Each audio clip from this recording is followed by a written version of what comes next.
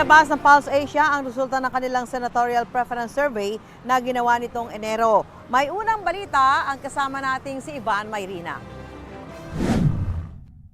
Sa senatorial preferences survey ng Pulse Asia para sa May 2025 elections, lumabas na 14 ang may statistical chance na manalo kung ang eleksyon ay dinaosong panahong ginawa ang survey. Ito ay sina Congressman Erwin Tulfo, Senador Bongo, dating Senate President Tito Soto, broadcaster na si Ben Tulfo, incumbent Senators Pia Cayetano, Bong Revilla at Amy Marcos, dating Senador Ping Lacson, TV host na si Willie Revillame, Senador Bato de la Rosa, Makati City Mayor Abby Binay, dating Senador Manny Pacquiao, Congresswoman Camille Villar at Senador Lito Lapid.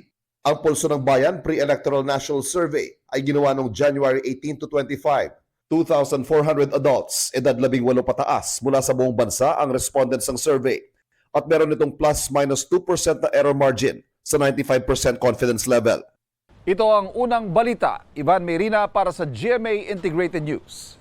Gusto mo bang mauna sa mga balita? Mag-subscribe na sa GMA Integrated News sa YouTube at tumutok sa unang balita.